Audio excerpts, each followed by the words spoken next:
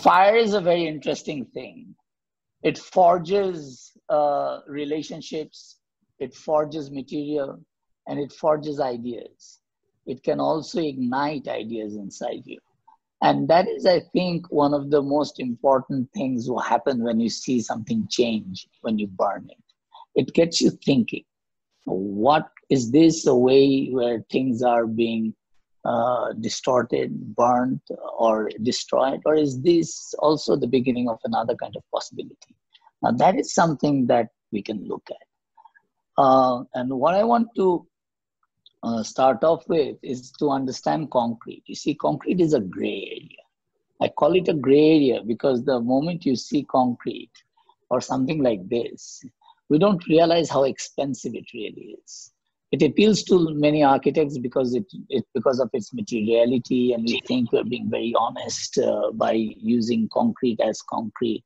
But the moment we look at a concrete wall like this, as cast concrete wall, especially in this format, in this kind of construction and this kind of finish, you're looking at something extremely expensive. The cost of this concrete is almost like making a brick wall and covering it up with marble. So when we see buildings with these kind of as cast finish, they actually are misleading us. They're kind of telling us, oh, I haven't put plaster and paint, I've just used concrete, but you've used something extremely, extremely expensive. So what do? Do we give up using concrete? No, we find a new way. We don't borrow the idea of using concrete from somewhere else. There are ways that we can do concrete, which anywhere else would be very, very expensive to do. So look at this. This was N.R. Khan when he came to Bangladesh.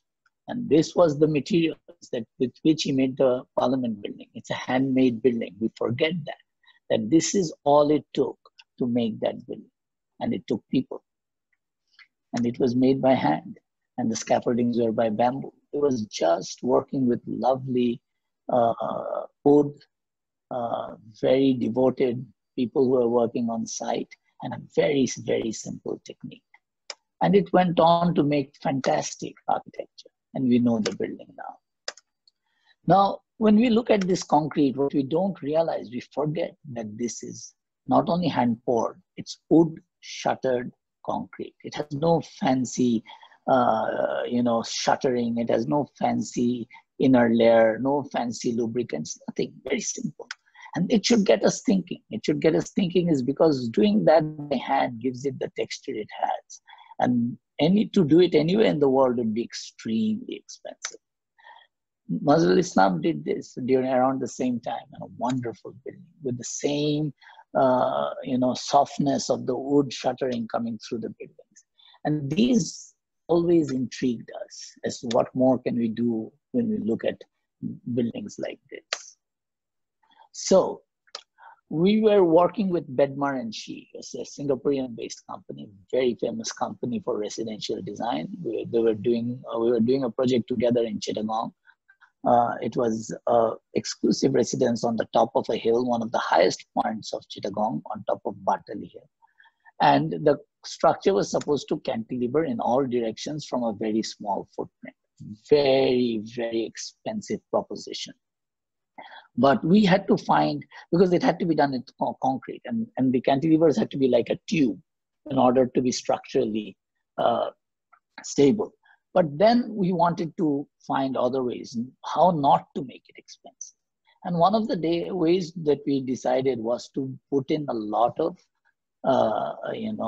hand labor, because labor is cheap. The other thing is we went for a wood shuttering concrete. And these are the rendered images, and this is how we rendered the project. And then we started working, making samples, looking at how we can achieve this. You can see the date, so it's from quite some time back. And then we proceeded, and we were charmed at what the results that was coming. It was that concrete was going so beautifully with the wood, with the setting. Everything seemed like the moment we were, casting that concrete, it looked aged, and that gave it a wonderful texture.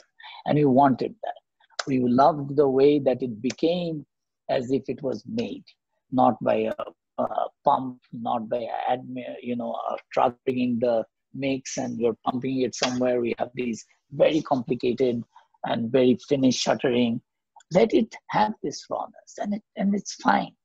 A house can be like this. It doesn't need to be that polished or concrete. Mind you, over here, the clients could have afforded it. It's not about affordability in this case. It was about a choice. And we chose this, and we found that it gave the project much life because it went with everything else of the project. It went with where it was set. It went to how the building was thought about with the interior and the exterior continuously flowing. And it became something that we really loved making. We made another project very recently. It was in Nikunjo, a wonderful site with a panoramic view where we needed to find out ways to widen the view, came up with a structure, very tight site, took up almost all the site. And then we had to find an interesting way to shade the project. And there was all these ways of how we're going to shift in the plan to embrace the site and the views it had and also the prevailing wind. So there was a lot of all things going on in plan. But again, as we were looking at the structure and we had organized the services in just this very tight space in the back and everything else was free, we found a way where we can make most of this building with a concrete, but with a concrete that we can make quite cheaply. The burning of the wood that you saw in the video was from this project. We knew that we wanted to have these textures of wood, so first step is to make the wood. Not every wood is going to give you the impressions. So we had to burn it in a particular way. Then we had to treat it in a particular way. And then after, with all those treatments, we got our beautiful shuttering. And this was the negative for what you would get onto the concrete. And we got these wonderful results. You can see that it's very easy to cast. You go with something that you can reach with a ladder. You don't need large scaffoldings or cranes or anything. Something very simple, but something that becomes real when you do it by what can be cast in a day, which is less than 5 feet, hand poured concrete. And we learned that from the Parliament building, and we used the same thing. And again, we got a structure which was extremely tactile. And the interesting thing is much, much cheaper than having to do it with steel shuttering with the formica inside and the coffee table book image that we are after. If we don't go for that, if we rethink our concrete, rethink the way that we can work with concrete, we can make something that would be very expensive to make anywhere else in the world. I mean, somewhere in Japan would not want to do it. But that is our advantage. This is how we can take our concrete and the methodology of using concrete in a total different direction. And that inspired us to even craft the main gate.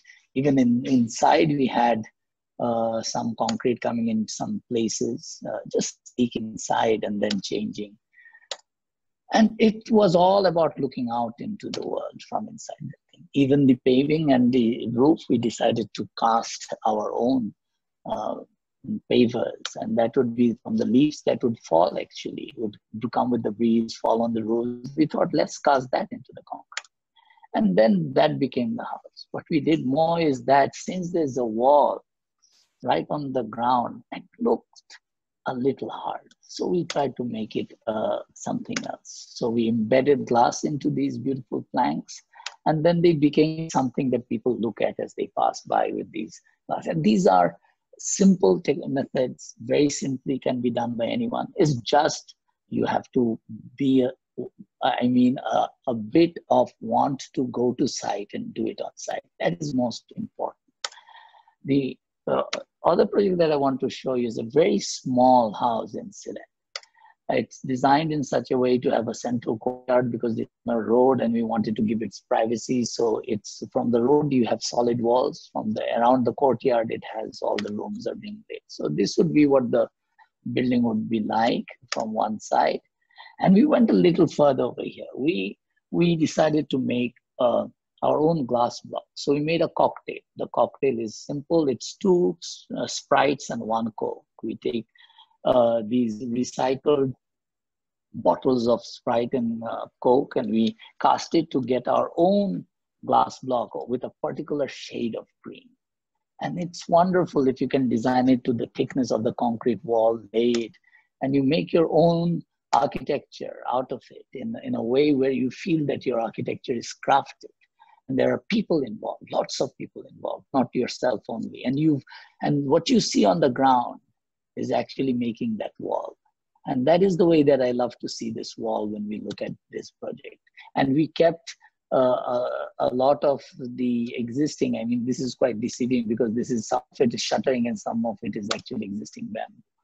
And then the wall came out. Over here, you'll see that the walls are a little different because this was happening in Sylhet.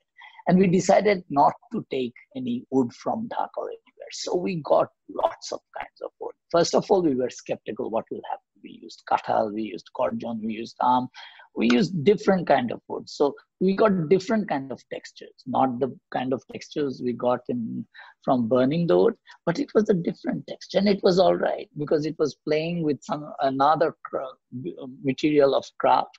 And that gave the project a little more ornamentation in a particular way. Very simple technology again.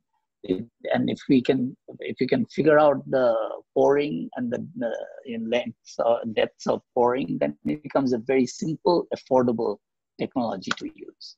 And this is the building in construction. All you see is all the walls are done. Now the glass will go in. And even if we look at it, the beams and everything are from these planks. And you can see that they are not the same kind of wood. If you look carefully, you can see some of the grains are in one direction, some in another direction. You can see it. That all of it is from this one material. Take wood, you cut it up, you polish it in a particular way, and you make your own scaffolding.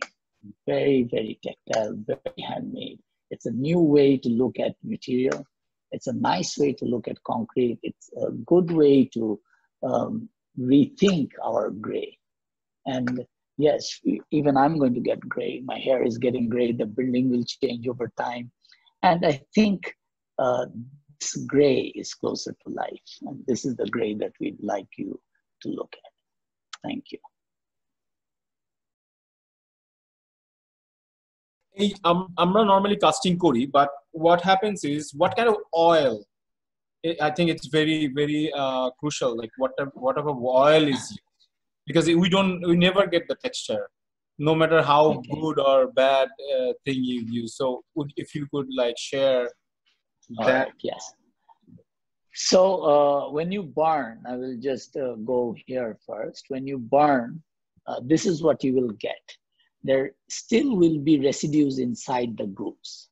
The first thing is that you need to clean it. This is very important. You cannot have dust lying inside your groove lines. Because when you put oil into it, that dust and the oil will become something that will actually hide all the textures. So I think this is one thing that people mistake, is that it requires a little bit of brushing. Once you do the brushing, then the textures really come out. So that's number one. I think that's very important to understand, because the oil that is used over here is motor oil. It's actually what we call mobile, but it's actually engine oil. So use engine oil with a little bit of kerosene. You have to remember, you do not use the burnt engine oil. If you use the burnt engine oil, you will leave a mark onto the concrete itself. Sometimes, when people are not, if you're not going to hide the concrete, then you can do a mixture of bad oils and things like that. But if you are actually going to keep it exposed, it's important that the oil has to be fresh. And you take engine oil. It can be a very cheap engine oil, as long as it's engine oil, as a mixture of kerosene that has been used, because engine oil is too thick to apply. The mixture of kerosene and engine oil gives it a little bit of a runny character, which allows you to apply it, and that's it. And that is all. I mean, it's not a complicated thing. In terms of what you want out of the concrete, It will be totally up to you. That is why it's very important to do at least four samples, very small samples. You can do is just 1 feet or 2 feet wide samples, but you have to do a couple of samples. And that would be the mixture of the gray cement and white cement. That is very interesting because you may have a color in your mind. And that color, is it going to be 4:1 or 6:1? That you don't know. It could be some people have even gone for all gray. So without any white cement or very little white cement. So it is a personal choice. You should do a couple of mixes, look at the what you're getting, the result that you're getting, and then apply it from there. যখনই কেউ concrete বা RCC নিয়ে কথাবার্তা বলে কিন্তু কেউ temperature নিয়ে কথাবার্তা বলে না, বাট কনক্রিটের একটা বিশাল কোয়ালিটি ডিপেন্ড করে টেম্পারেচারের উপরে। স্যার যদি এই বিষয়ে কিছু বলেন তাহলে খুশি হব। I'll just go back to one slide. This is very important to understand. Two things. One is, where do you use your solid wall and where you do not use your solid wall. So I want to show two pictures. One is this. The other one is that if you're looking at our sillet house, what we are blocking off and what we are allowing. So it's like this, is that in a particular way, I have all the ventilations going through, and another way I'm not allowing the heat or the or glare to come in. So when you're working with concrete, orientation is very important. How you orient not only the building but also in the plan, where how you're getting in your breeze and your light, and you're looking at, and you have to rely on your building from a passive cooling point of view, is that you have to orient it properly and plan it properly to have the right amount of ventilation and air. So that's very important. And you see, concrete will heat up, brick will heat up, even everything has its own thing. If you orient the building improperly, then you're asking for bigger problems than just the heating of concrete. But when I'm going to answer the heating thing in a particular different way. When we mix concrete, tremendous heat is in the equation also. And that is very interesting to understand, is that when we were doing this particular project, the reinforcement was such that, to do these huge cantilevers, they're 22 feet cantilevers. So 22 feet cantilever, to do this, there was not only we used someone, he doesn't design anymore, he's the vice chancellor of a university, Munhaz, I think that's his name. Yes. So amazing engineer. It's very unfortunate that we've lost him, that he doesn't actually work in the field. And this was his last building that he designed.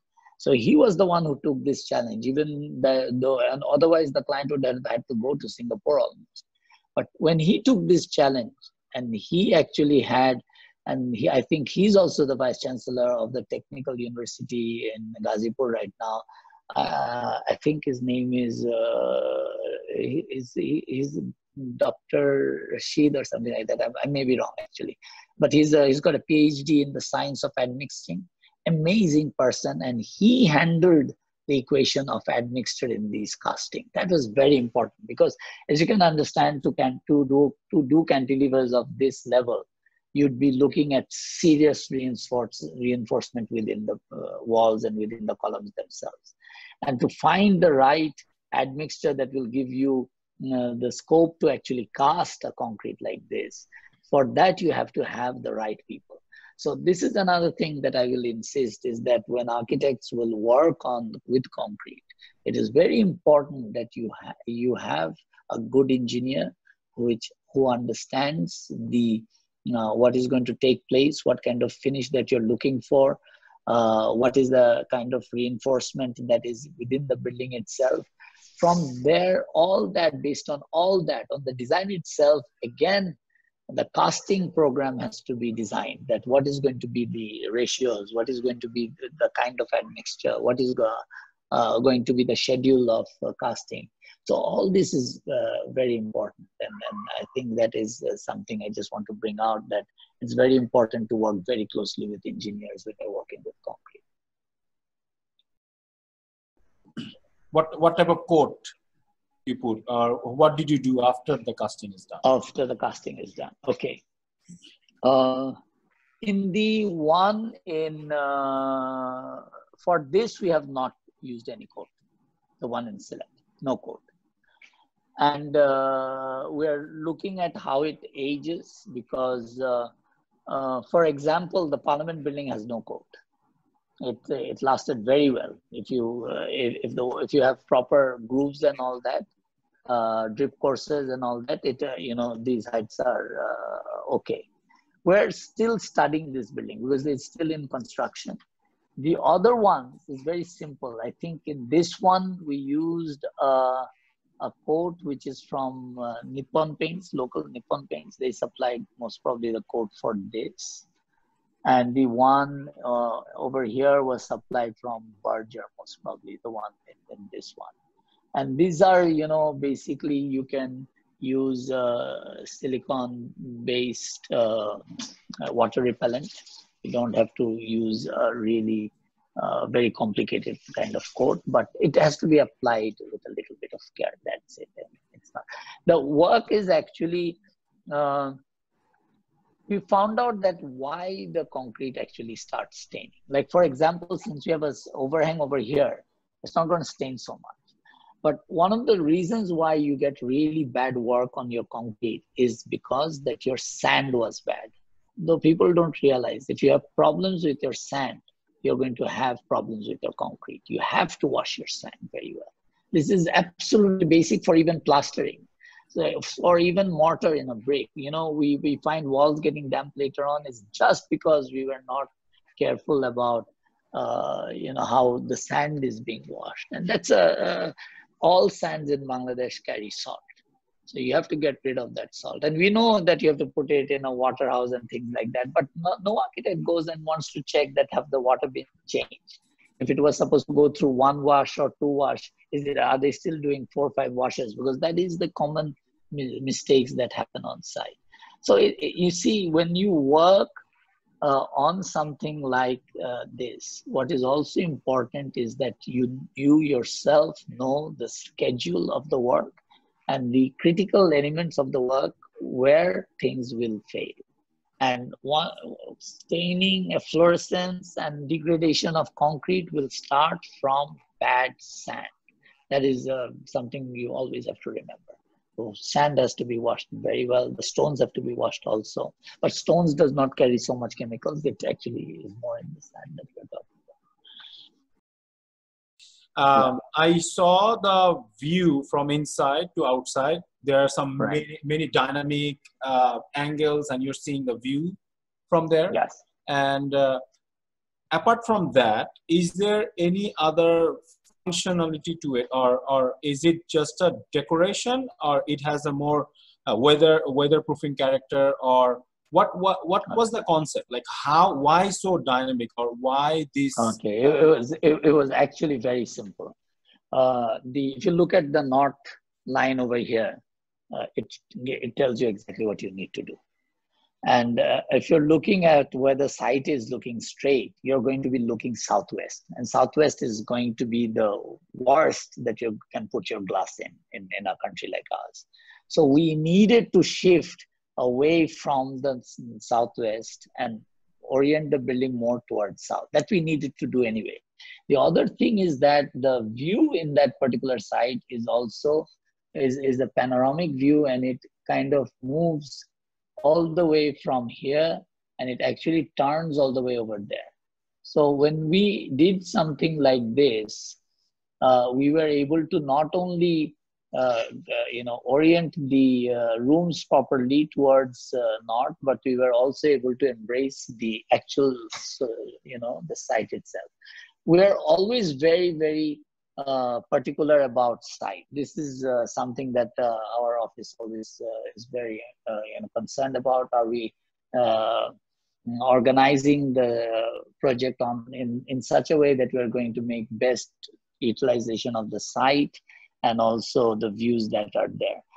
When we did the project, we found out that since the site was so small, we basically came to the edge of the site. And the only thing that we had is according to Rajuk, is 1.5 feet, 1 feet 6 inches of space where you are able to manipulate a shading device. So we asked the client for 1 more feet from inside the house. So we got 2.5 feet. And it is within that 2.5 feet that we made a shading device, looking carefully as where that we want to block off mainly the southwest angle of the sun, and from that we started drawing the shading device. So it's basically, even though it looks sculptural, it is a derivation. Sometimes it's a derivation, and it's fun. If I was more computer savvy, I would have got a code to do this for me, and that would have been fantastically accurate. But we were not in a position to do that, but we still, with what we had, we went ahead. And you can see that if you look at the inner walls, and when they channel out, they allow not only that shift for the views, but it also opens up little bits for air to come in the back over here. As you can see, by shifting this,